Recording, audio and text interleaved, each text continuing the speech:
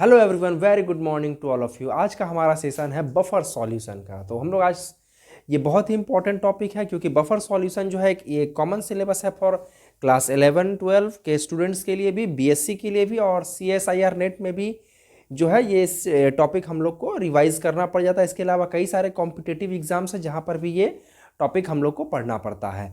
तो आज इसको हम लोग पूरा कंप्लीटली डिटेल में डिस्कस करेंगे। और तो चलिए हम लोग स्टार्ट करते हैं। और अगर आप लोग नए हैं हमारे चैनल पर तो चैनल को जरूर सब्सक्राइब कीजिए, क्योंकि आपके सब्सक्राइब से हमें मोटिवेशन मिलता है, हमें खुशी मिलती है, एक एनर्जी मिलता है जिससे हमें काम करने में अच्छा लगता है। तो चलिए चैनल को फटाक से सब्सक्राइब कर लीजिए और अपने फ्रेंड्स के बीच में शेयर कर लीजिएगा। जिनको नहीं है जानकारी उनके पास भी ये नॉलेज पहुँचना चाहिए, क्योंकि ये सभी तक पहुँचना चाहिए नॉलेज जो है, और ये परफेक्ट नॉलेज जो है सभी तक पहुँचना चाहिए, क्योंकि इससे जो है आपका परफेक्ट ज्ञान बढ़ता है। ठीक है, तो चलिए हम लोग स्टार्ट करते हैं आज का सेशन। और चैनल को अगर सब्सक्राइब नहीं किया है तो दबा के सब्सक्राइब कीजिए। सब्सक्राइब रुकनी नहीं चाहिए, ठीक है, सब्सक्राइब होते रहना चाहिए। आज का हमारा टॉपिक है बफर सॉल्यूशन। तो बफर सॉल्यूशन क्या होता है? ये एक प्रकार का सॉल्यूशन है। ठीक है, सॉल्यूशन एक कैसा सॉल्यूशन है जिसका पीएच वैल्यू चेंज नहीं होता है। पीएच वैल्यू क्या होता है? पीएच पीएच पीएच का मतलब क्या होता है? सिंपल अगर हम लोग समझे, it is the power of hydrogen.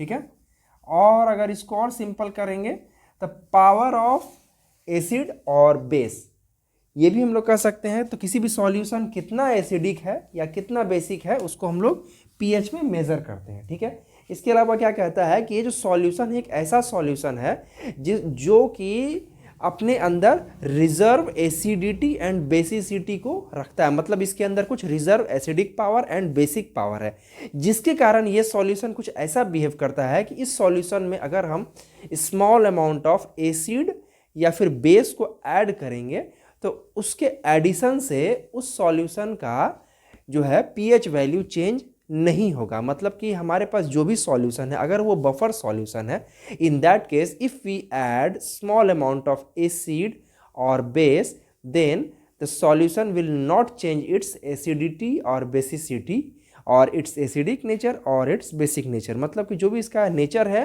उसमें कोई बदलाव नहीं आएगा। वैसे सॉल्यूशन को हम लोग बफर सॉल्यूशन कहते हैं। और बाय डेफिनेशन हम लोग कह सकते हैं the solution which resist the change in its pH value on addition of a small amount of acid और base। इसमें जब भी अगर हम लोग स्मॉल अमाउंट ऑफ एसिड या बेस को ऐड करेंगे तो उससे हमारे बफर सॉल्यूशन का पीएच वैल्यू बिल्कुल भी चेंज नहीं होगा। तो this is basically called as buffer solution. ठीक है, अब आते हैं कि बफर सॉल्यूशन कितने टाइप के होते हैं और कौन कौन से होते हैं। ठीक है, तो फर्स्ट हम लोग जो डिस्कस करेंगे टाइप ऑफ बफर सॉल्यूशन में, फर्स्ट है हमारा simple buffer. Okay, simple buffer first type हो गया। सिंपल बफर क्या कहता है कि it is a salt of, simple buffer क्या है? It is the salt of weak acid and weak base। ठीक है, ये हो गया हमारा सिंपल बफर। सिंपल बफर जो होता है एक सॉल्ट होता है जो कि वीक एसिड और वीक बेस से बना होता है। It is the it is the salt of नहीं कह सकते हैं, it is the solution of हम लोग कह सकते हैं। It is the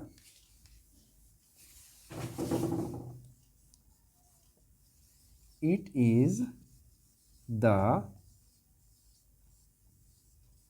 is the solution कह सकते हैं हम लोग, solution of salt of weak acid and weak base। ठीक है, इसको हम लोग इस तरह भी लिख सकते हैं कि जैसे इसका, हाँ ये तो हो गया इसका डेफिनेशन। अब इसका हम लोग जैसे कुछ एग्जाम्पल को हम लोग डिस्कस करेंगे। ठीक है, तो एग्जाम्पल जैसे कि हम लोग ले सकते हैं ammonium acetate NH4 CH3 COO minus and ammonium plus हो गया हमारा। ठीक है,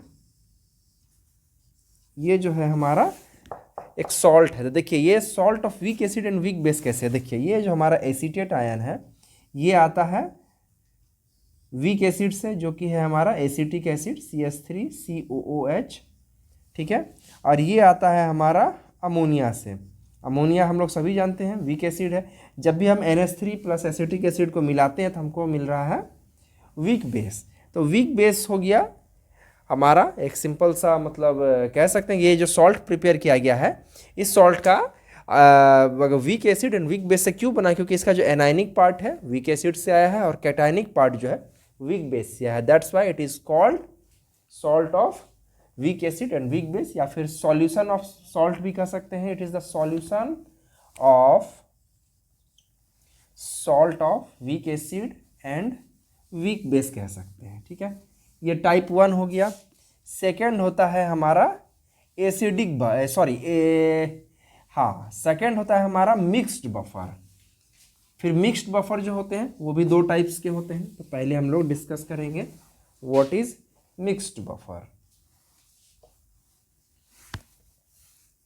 second one, mixed buffer, okay. ये हमारा नेक्स्ट पॉइंट है, ओके। तो हेडिंग दीजिए और नोट करते जाइए, this one is our the next point and it is mixed buffer. तो मिक्स्ड बफर क्या कहता है, इट इज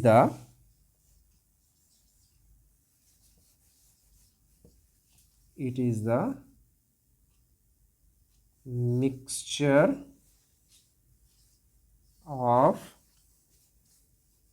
two component।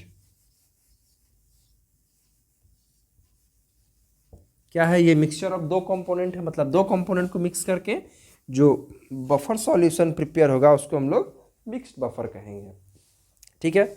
अब सवाल आता है मिक्स्ड बफर भी कितने टाइप्स के होते हैं। तो मिक्स्ड बफर दो टाइप्स के होते हैं। Number 1 acidic buffer, second is the basic buffer. अब हम लोग उसको डिस्कस करेंगे। तो नेक्स्ट हेडिंग दीजिए, दैट इज 2.A। 2.A हम लोग देंगे एसिडिक बफर, एसिडिक बफर, ठीक है।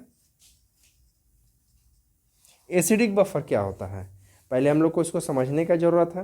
तो इसमें क्या होता है, दे कंटेन, बहुत सिंपल है, दे कंटेन इक्विमोलर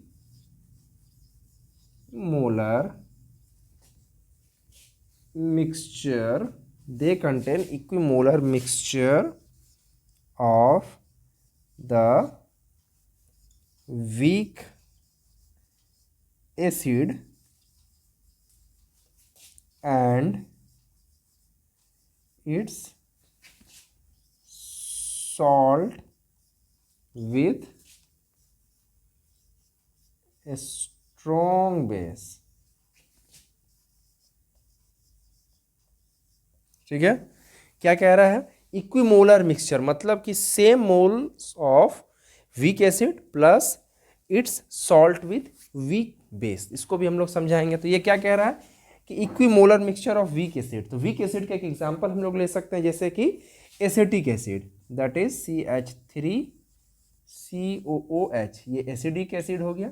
और इसके साथ जो है इक्विमोलर अमाउंट में क्या करेंगे, इसका सॉल्ट को यूज करेंगे with which is made with the strong base, मतलब कि salt of weak acid and strong base होना चाहिए। तो वीक एसिड का पार्ट, मतलब कि ये जो एसिड हम लोग यूज़ किए इसका जो कॉमन एनायनिक पार्ट है वो तो वीक है ही, इसके साथ जो है हम लोग स्ट्रॉन्ग बेस का पार्ट को यूज़ करेंगे। मतलब क्या करेंगे यहाँ पर हम लोग, जैसे कि एग्जांपल ले सकते हैं सोडियम एसीटेट का, ठीक है। सोडियम एसीटेट में क्या होगा कि CH3COONA, ये देखिए यहाँ पर क्या हो रहा है कि ये जो हमारा CH3CO पार्ट है एनायनिक पार्ट, वो तो वीक एसिड से आ रहा है, और ये वाला पार्ट जो है हमारा स्ट्रॉन्ग बेस से आ रहा है। मतलब सपोज कि ये सोडियम हाइड्रोक्साइड एक स्ट्रॉन्ग बेस है, when sodium hydroxide will react with acetic acid it will give sodium acetate as a salt. तो वहाँ पर ये जो सोडियम एसीटेट हो गया, ये it is the salt of weak acid and strong base हो गया, ठीक है। तो this is our example of acidic buffer. इसका हम लोग एक और एग्जांपल ले सकते हैं। Next one is the formic acid and its base with its salt with strong base.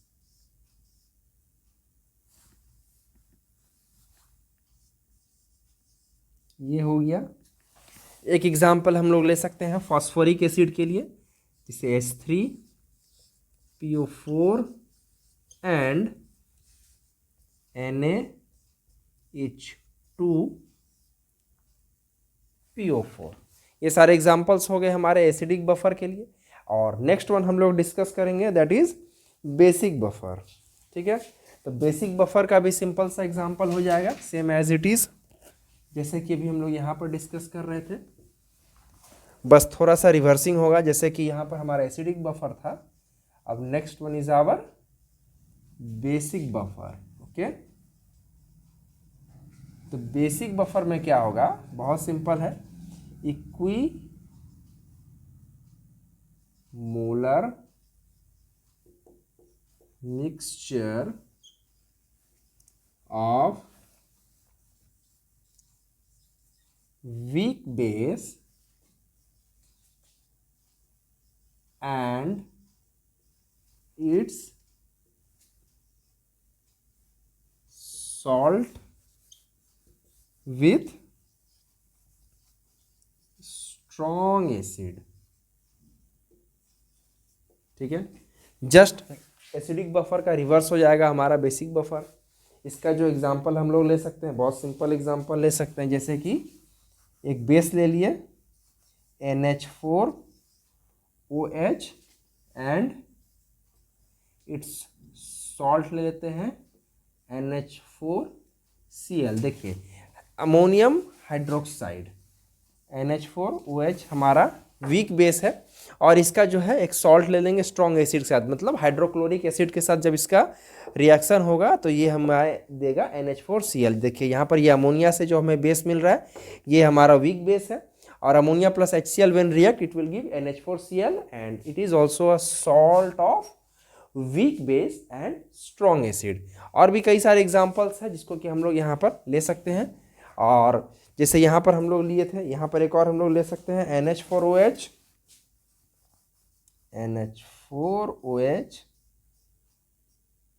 And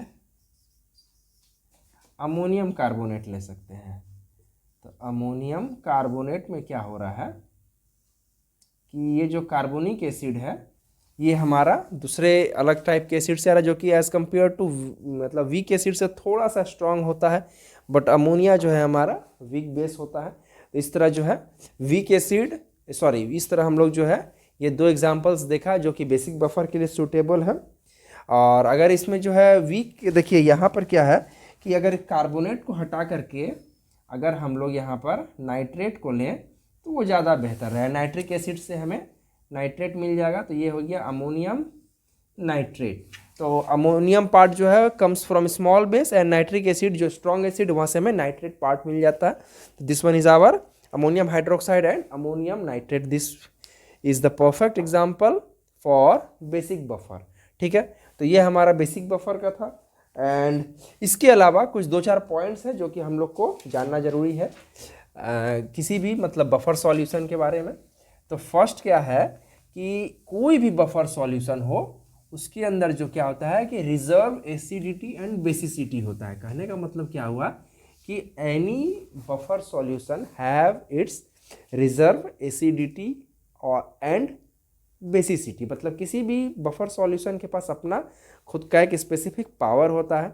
उसके अलावा ये जो हमारा बेसिक बफर है एंड एसिडिक बफर है, ये both are weak buffers. And third point हम लोग कह सकते हैं जो यहाँ पर तो हम लोग क्या देख रहे हैं, देखिए salt of weak acid and weak base, या फिर कोई भी एक पार्ट जो है वीक रहता है, या तो दोनों पार्ट वीक रहेगा या फिर एक पार्ट वीक रहेगा।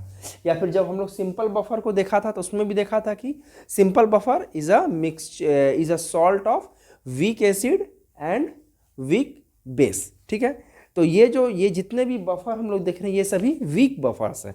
मगर जब हम लोग कोई भी सॉल्ट का मतलब किसी भी मतलब जब हम लोग स्ट्रॉन्ग बफर भी तैयार कर सकते हैं, कहने का मतलब है कि if we use the salt of strong acid and strong base, then we will get as a strong buffer solution. Means if you want to get a strong buffer solution, you will need a salt which is made from strong acid and strong base.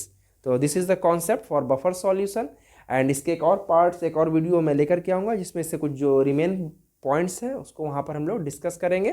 तो फिर मिलते हैं अगले video में। अगर भी channel पे हमारा वीडियो आपको अच्छा लगा हो तो ज़रूर सब्सक्राइब कीजिएगा। Bye bye.